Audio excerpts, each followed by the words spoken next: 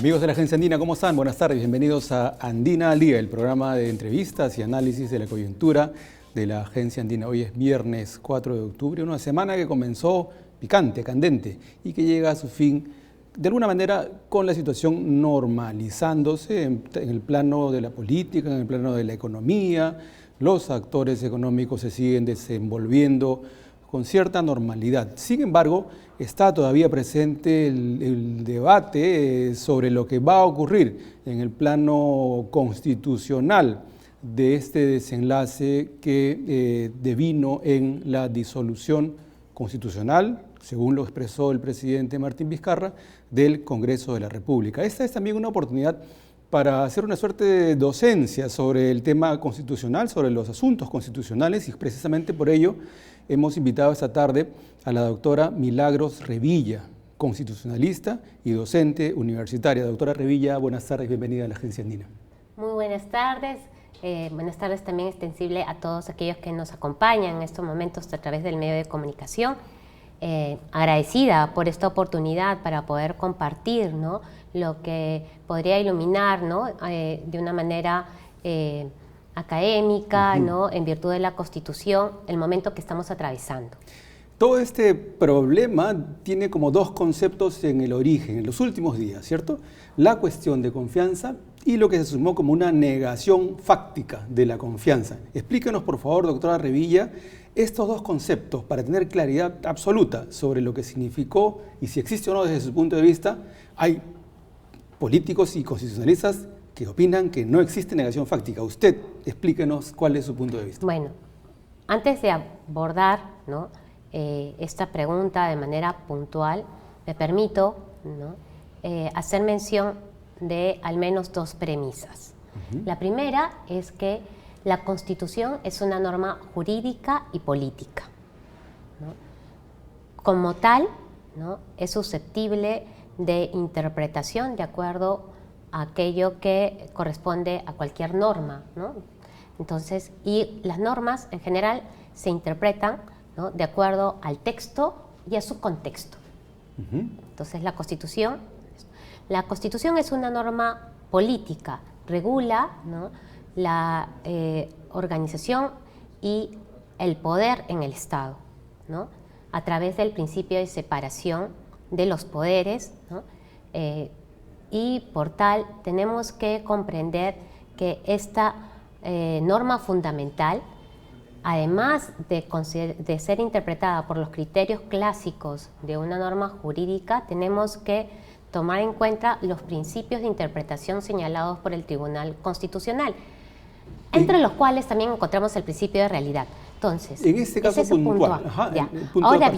Ahora bien, esa es la primera premisa. La segunda premisa consiste en que la Constitución está dividida sustancialmente en dos partes, una dedicada a los derechos fundamentales y la otra a la organización del Estado. La organización del Estado, como señalaba hace un momento, se rige por el principio de separación de poderes y el balance de los mismos.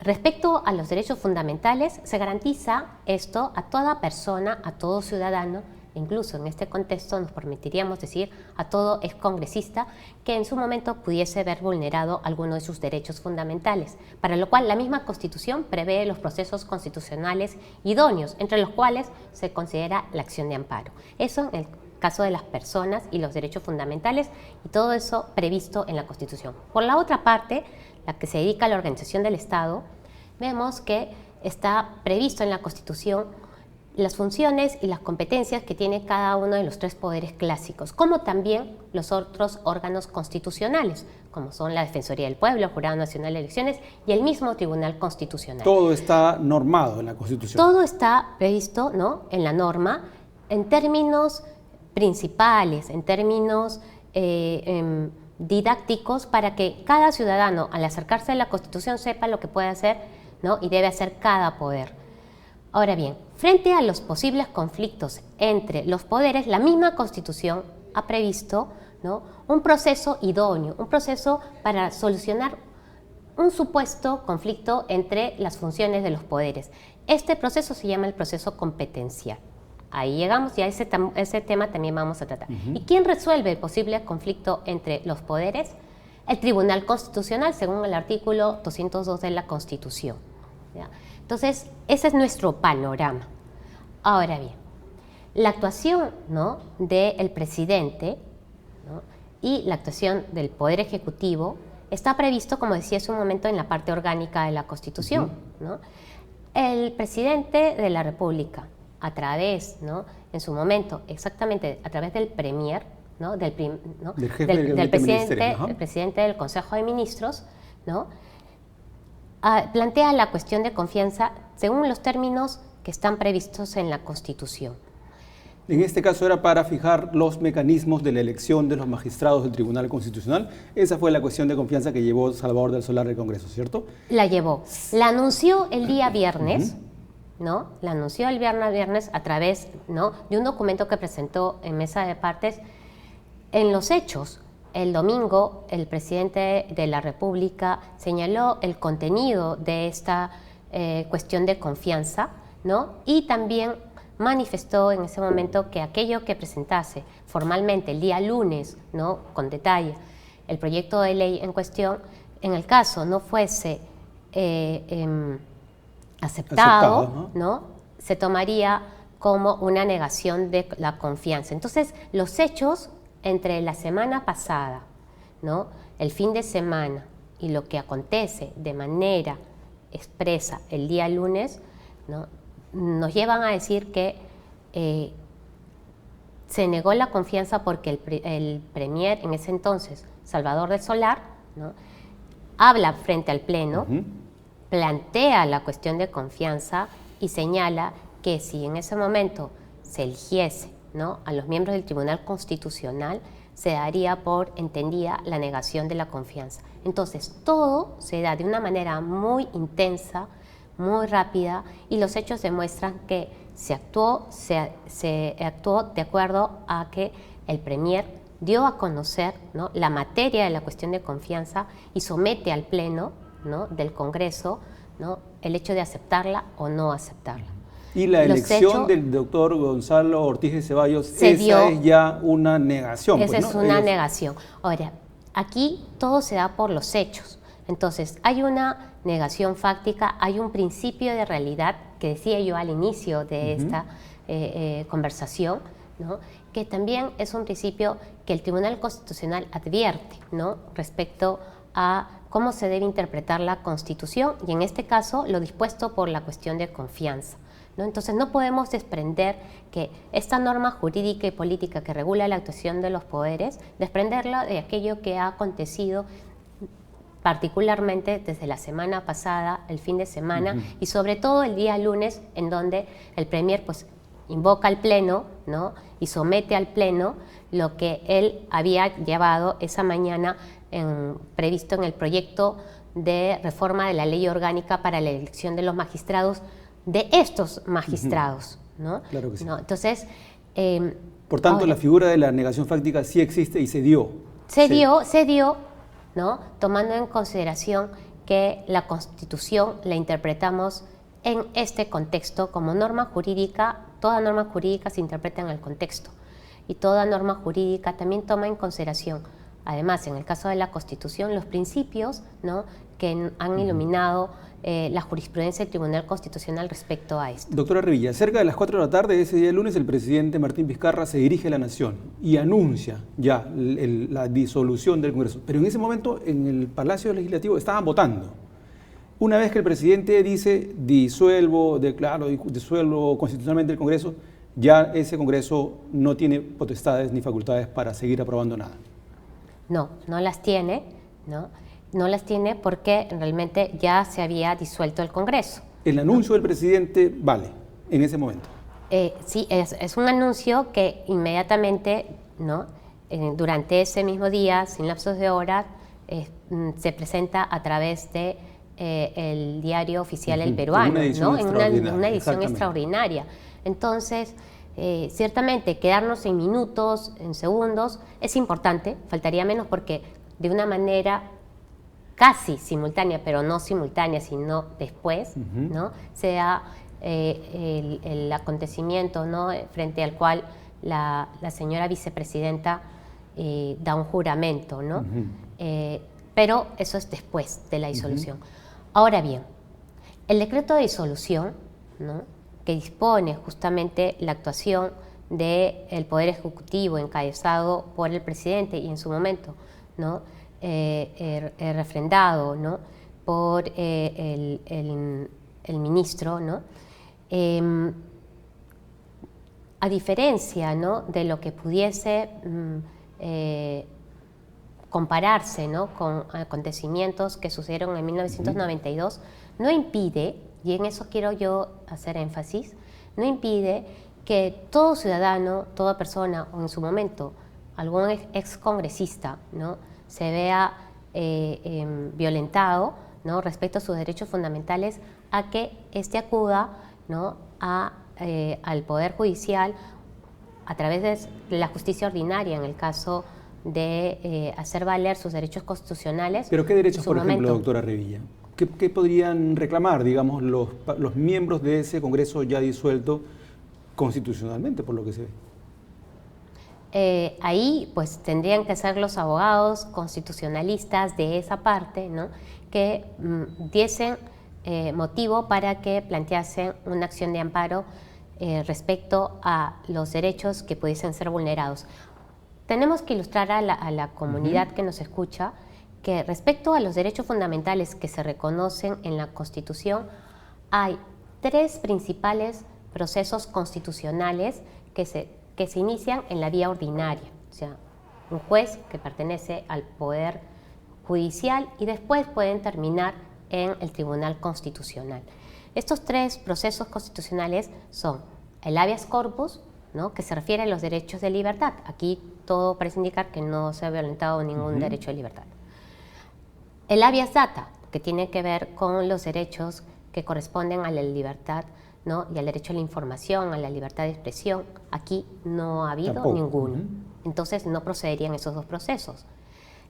El proceso que corresponde a una acción de amparo, que responde, ¿no?, a los derechos, a los demás derechos que no son aquellos que corresponden a los 2 procesos, ni al habeas corpus ni al habeas data. Entonces ahí tenemos, ¿no?, una serie de derechos que podrían ser, ¿no?, motivo, en el caso de algún excongresista, ¿no?, el motivo para plantear un proceso de acción de amparo, ¿no?, y que sea inicialmente ventilado a través de un juez que pertenezca al Poder Judicial y en su momento llegará al Tribunal Constitucional a través de un recurso que se llama agravio constitucional. Entonces, ahí no está impedido algún ciudadano, algún excongresista que vea vulnerados sus derechos, no está impedido, porque el decreto de disolución no impide, no puede impedir porque estamos en un Estado constitucional donde se reconoce y respeta y garantiza los derechos fundamentales. Y quien se siente, ¿no?, violentado, ¿no?, y cree que así ha sido, puede acudir y tiene derecho de acceso a la justicia y a un debido proceso. Bueno, eso es por el parte de esto. En el caso de lo que está suscitándose en este tiempo, ¿no?, estamos frente a una demanda, ¿no?, que ha planteado la Comisión Permanente, ¿no?, haciendo uso del proceso competencial. Demanda competencial. Explíquenos, doctora Revilla, qué significa una demanda competencial exactamente. Ya. Cuando estamos frente a un conflicto que se refiere a las funciones, ¿no?, o competencias de los poderes del Estado o de los gobiernos regionales, gobiernos municipales u órganos constitucionales, ¿no?, se puede activar un proceso constitucional, ¿no?, que se llama proceso competencial, conflicto de competencias, ¿ya? Cuando el poder o el órgano constitucional es colegiado, ¿no?, su representante, ¿no?, para plantear una demanda, ¿no?, respecto a que otro poder u órgano del Estado le está violentando sus funciones previstas en la Constitución, el representante tiene que ser autorizado por el Pleno, en el caso de un órgano colegiado que se sienta vulnerado en sus funciones. Pero en este Aquí caso el Congreso ya está disuelto.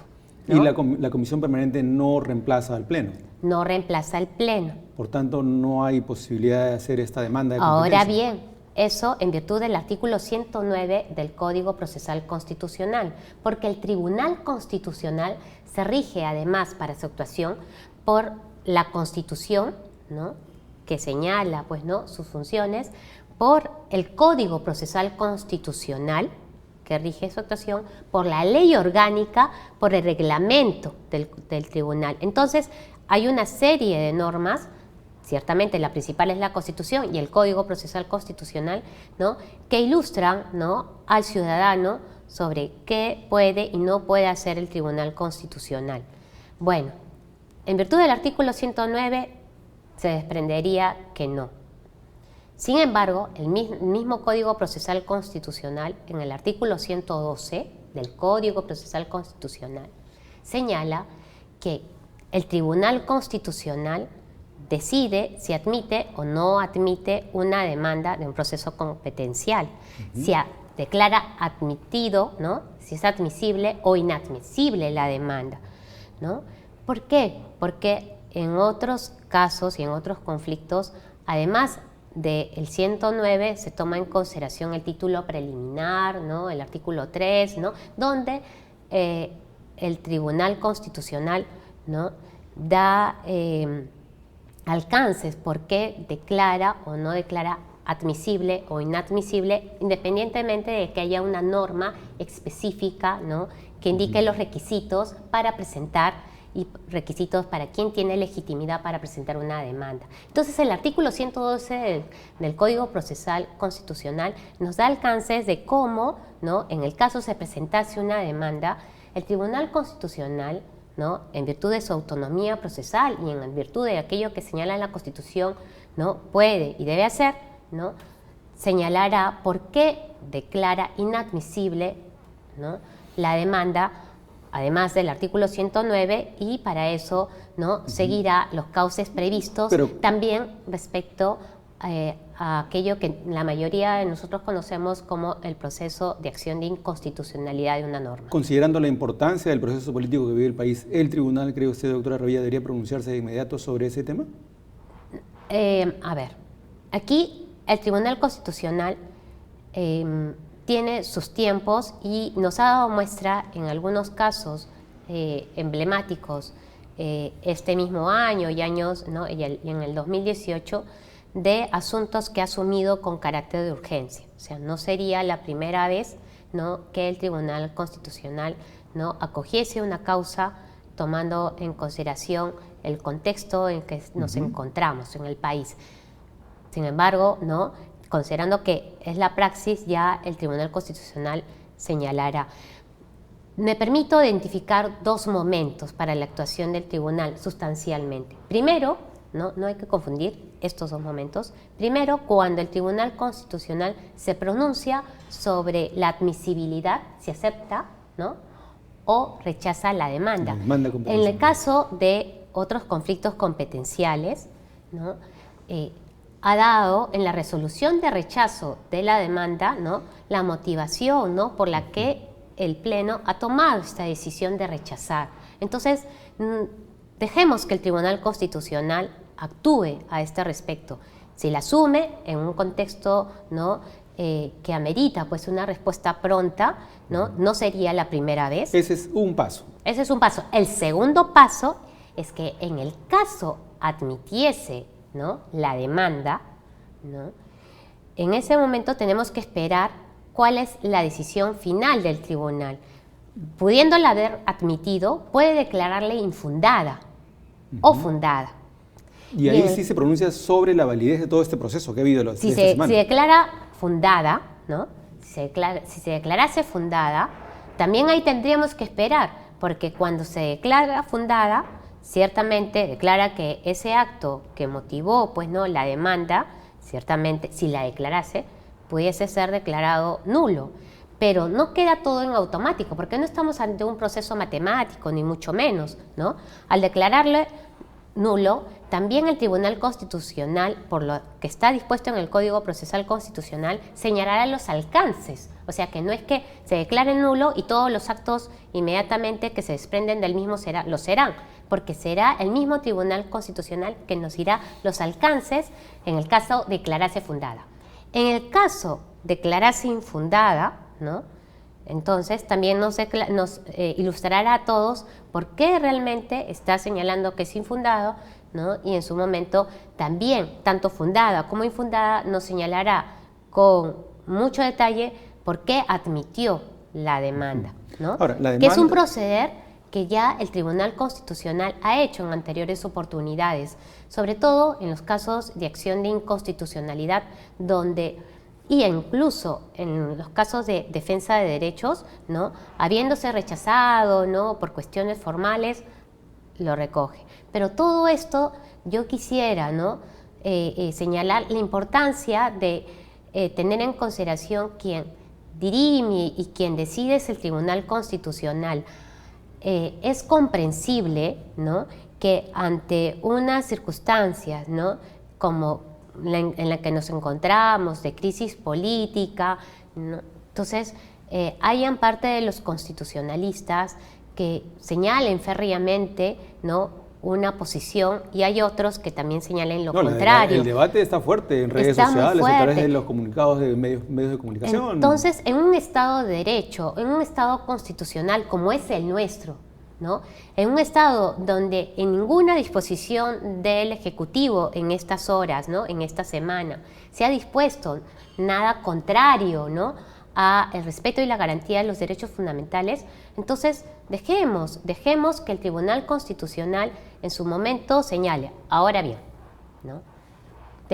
También hay que tomar en consideración que el proceder en otros casos también de suma urgencia, ¿no?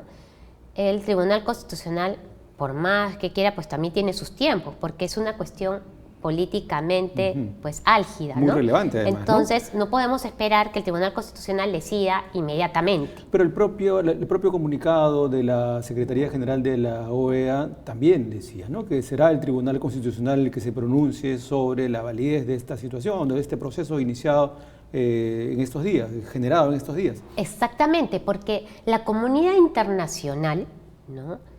Tiene características, ¿no? Que se manifiestan incluso en momentos tan críticos de la vida de los estados. La comunidad internacional, además de invocar, pues, ¿no?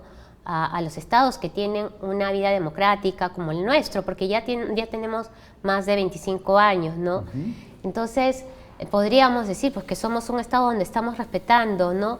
el cauce, ¿no? del principio democrático, y además el mismo decreto ha señalado que en 4 meses, siguiendo a la misma Constitución, ¿no? Estaremos comicios, ¿no? En enero.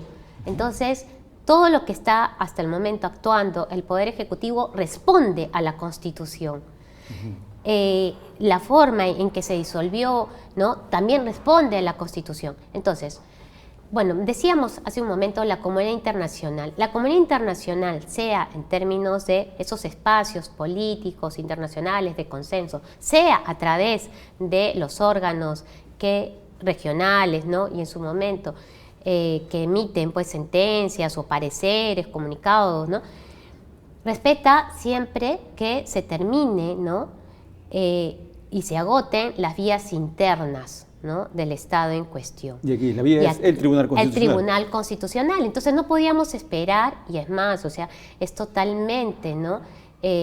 Razonable, no se podía esperar otro comunicado, ¿no? de la OEA ni de otros, ¿no? organismos a los que somos partes, en donde, ¿no?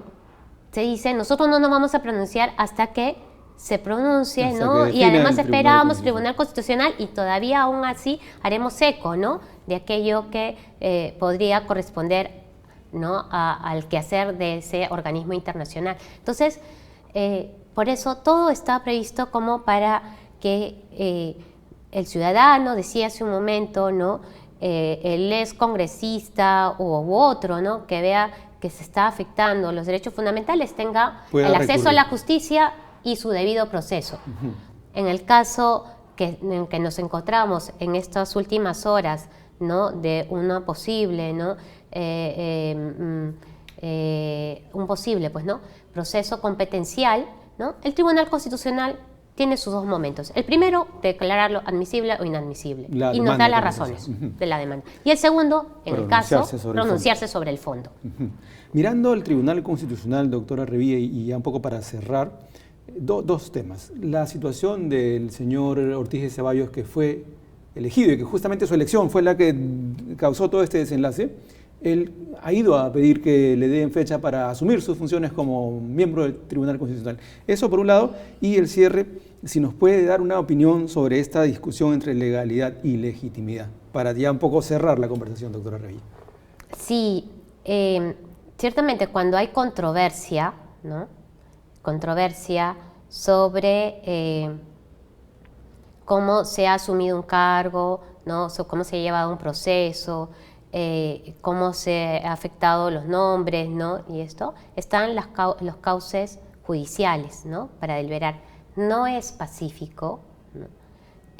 Cómo el señor obtuvo los votos. No es pacífico, porque una parte de los congresistas dicen que no se llegó a los votos, la otra parte dice que sí se llegaron los otros. Respecto al momento, ¿no? Y las formalidades que tenían que haber seguido pues, a su elección no se cumplieron. Entonces también unos dicen esto no tiene efectos, ¿no? Su elección, y otros sí, porque materialmente así sucedió, ¿no? Entonces, frente a eso, yo señalo que también esto será objeto, ¿no? En su momento, ¿no? Si el Tribunal Constitucional considera que el alcance del proceso competencial alcanza al señor, ¿no? Perdonen la redundancia de lo alcance, ¿no? Llega a la elección del señor, o en su momento, si el señor, ¿no? Considera que se le están violentando sus derechos, acudir a la vía judicial para que se haga efectivo sus pretensiones, ¿no? Entonces, y eso también podría terminar en el Tribunal Constitucional. También podría terminar. Toda persona que considera vulnerados sus derechos, considerando que parte, ¿no? de la discusión radica, ¿no? en el momento que fue elegido, los votos, ¿no? que lo respaldan o no, y segundo, las formalidades, que no solamente es cumplir la norma, sino todo lo que conlleva a que una persona asuma de una manera idónea, ¿no? de acuerdo al contexto normativo que lo circunda y político, ¿no? el cargo. Entonces, es discutible. Bueno, el señor tiene las vías judiciales para hacer valer su derecho, y en su momento, si es que llegase, si es que le dan, ¿no? la razón, bueno, vamos a esperar. Los ciudadanos, los medios de comunicación, así el mundo de la academia, vamos a seguir con atención esta situación, doctora Revilla, y ojalá que en algún momento volvamos a tenerla acá invitada para poder seguir analizando la situación del país desde el punto de vista constitucional. Le agradecemos por su visita y por compartir sus puntos de vista con el público de la Agencia Andina. Bueno, con todo gusto. Bien, amigos de Andina al Día, hemos conversado con la doctora Milagros Revilla, constitucionalista y docente universitaria, que nos ha dado luces para entender toda esta situación generada en esta última semana, desde el día viernes en realidad, una crisis larga de enfrentamiento entre dos poderes del Estado que se ha resuelto, se ha decantado con la disolución constitucional, ha precisado el presidente Martín Vizcarra, del Congreso de la República. Sin embargo, hay un procedimiento que está pendiente y nosotros como agencia de noticias, como medio público, vamos a estar atentos al desenlace de ese proceso, de ese debate. Les agradecemos por su compañía, los invitamos a continuar revisando información actualizada al minuto en el portal de la Agencia Andina, www.andina.p. Buenas tardes.